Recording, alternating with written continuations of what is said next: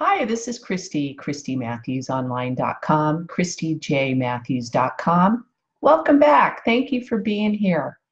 So today is part 2 of Motivation is Not a Mindset. Now, if you tuned into yesterday's video, this is the second part of the 2-part series. If you tuned in yesterday's video, I explained why motivation is not a mindset.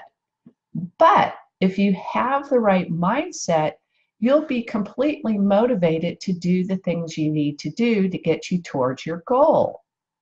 So if you didn't listen to the video, or watch the video, I should say, I'll link that up here and go back and watch that because it gives a little bit of history into why this particular exercise that I've shared with you. I shared parts 1 and 2 yesterday, or exercises 1 and 2 yesterday, which is of 4 exercises to do.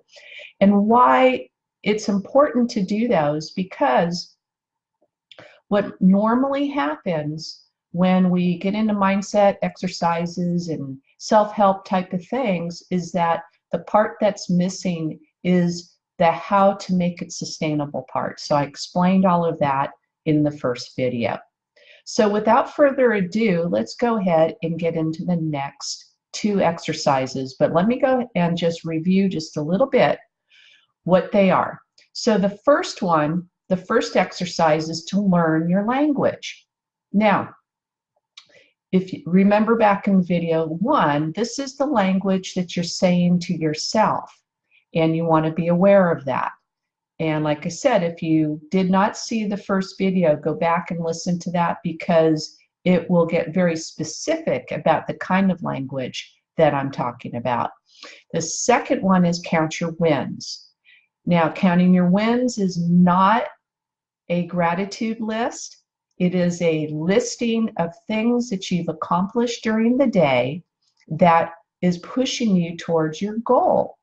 Now, learning your language is an exercise you do first thing in the morning, and counting your wins is an exercise you do at bedtime. Now, remember, let's just keep in mind when we're trying to make changes, there's 4 phases that we all go through. And it's unconscious incompetence. So what that means is that we're doing something wrong, but we're not aware that we're doing it wrong. Then there's conscious incompetence. That means that we know we're doing something wrong, but we don't know what it is we're doing wrong. The third one is that we're consciously incompetent, which means, conscious competency, which means that we're conscious of things we're doing right, but we still have to think about it. And then unconscious competency means that we're doing things right and we don't have to think about it. So just keep that in mind. This is why if you think about driving, for instance, it's kind of the same thing. You go through these processes, and any change that we make, we go through those steps. So without further ado, let's get into exercise 3 and 4. Now, exercise 3 is called Review Your Direction. Now, there's a worldwide survey, and if you just take the United States, people are living here. There's 250 million people who participated in this survey. And these are people who make New Year's resolutions. And out of 250 million people, 92% have failed. Only 8% actually achieved their resolution. It's kind of sad. And the reason is that we get really excited about the idea of renovating a certain part of our life, but where we're lacking is the follow through. And these exercises that we're going through will actually help you with the follow through phase. This is why sustainability is so important. So review your direction means that you're going to think and talk about your goals on a regular basis. You know, it's going to become a consistent habit. It's something you want to do all the time. You know, think about it while you're taking a shower, while you're exercising, gardening, whatever the case is that you're doing, review your direction. And then you want to talk about it. Talk with your spouse, talk with your friends, talk to your mom, your dad, your relatives about your goals. It's very important because verbalizing makes your goals become top of the awareness. And top of the awareness imprints this goal into your brain. It actually starts creating new wiring. And as the old saying goes, is that neurons that wire together, they fire together. So we want that to happen. Eventually, what will happen is when you put this into practice, a series of new behaviors will start to emerge and they'll start pushing you towards your goal. Now, you may not know what those behaviors are now, but just simply thinking about it, you will intuitively know what behaviors and actions you'll need to take. So the exercise is this. You're going to pause every day, take some time out, and ask yourself a question. What is the goal that you have, and reflect on it. Then you're going to ask yourself, why are you pursuing that goal? Where are you going when you get there? What has happened in the last 2 years, 12 months, 6 months, in the last 24 hours that has helped push you towards your goal? And then lastly, how does that feel when you get there? You really want to feel the emotions of that. Now, talking about your goals, it countervenes the natural tendency for us to have self-doubt. So this is why we want to talk about it. It's also kind of like when you talk about it, there's kind of that kind of saving face part, is that you don't want to keep talking about things and then maybe have friends, family, or whatever and say, oh, that's just talk. You know, you want to prove it, okay? And repetition, repetition, repetition. You want to think about this thing constantly while you're working out, while you're gardening, like I say. Let's think about one thing. Give you an example. If you go to the gym, well, let me back up. If you want to get a ripped body, for instance, and you go to the gym and you work out one time, do you think you're going to get a ripped body? No. What do you have to do? You have to have repetition, right?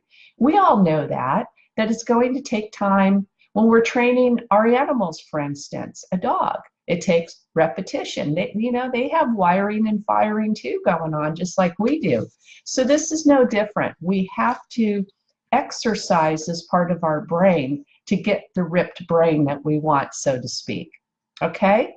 Now, the last exercise is to imagine the outcome. And this is the one that's fun. Well, they all can be fun, but this one is that as adults, we're allowed to play in our brain.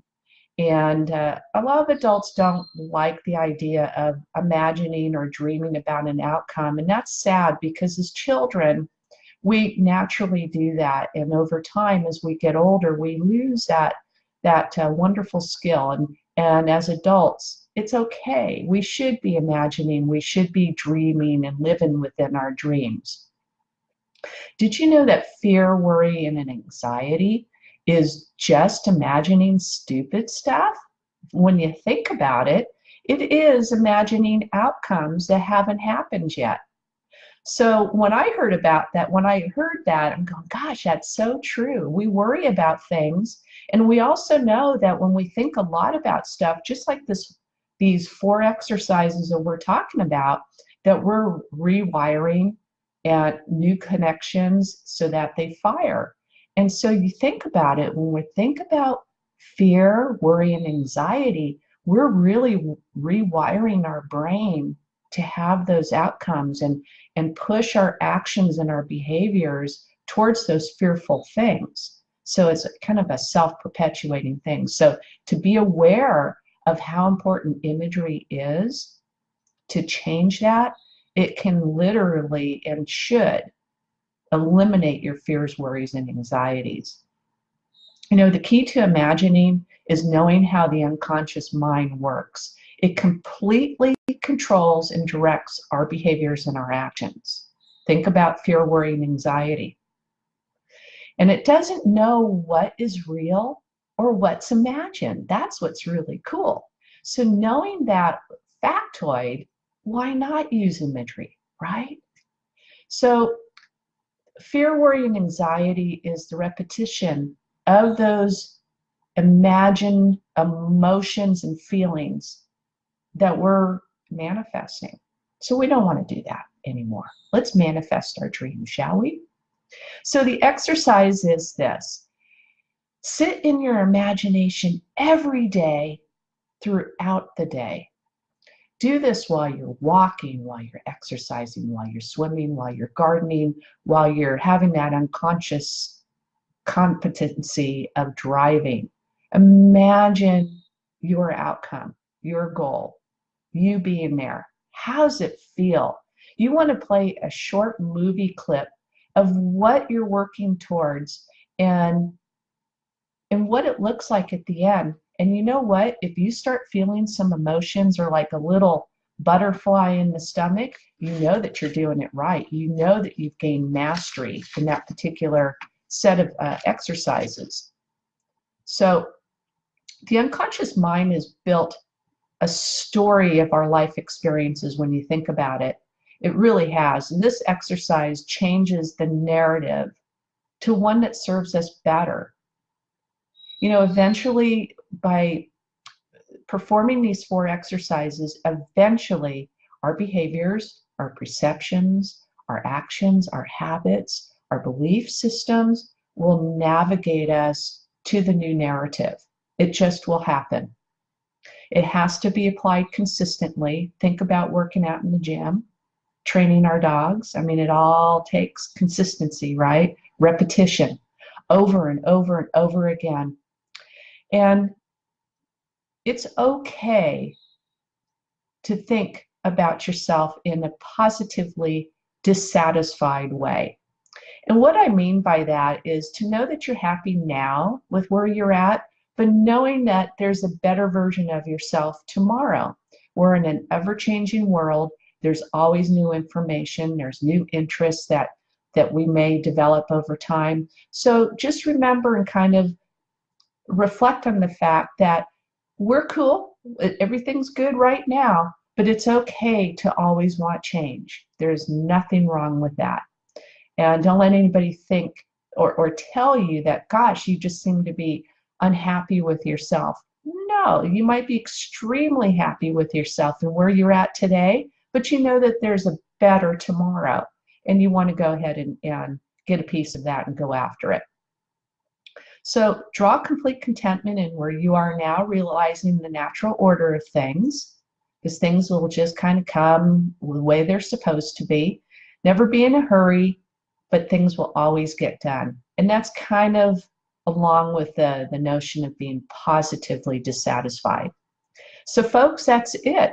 4 steps, 4 exercises. Learn your language, count your wins, review your direction, and imagine the outcome. So I hope you got some value from today's video. Be sure to watch part 1 if you missed that. I'll link it up. And I hope you have a great day. And if you like this content and you want some more valuable content, visit one of my websites at ChristyJMatthews.com. That's the blogging side of the website, and ChristyMatthewsOnline.com, where I have a bunch of free mini courses that instantly accessible, along with some dynamic content, some great interviews that are there. Check them out. I think you'll like them, and I'll see you next time. Thank you for your time. Take care.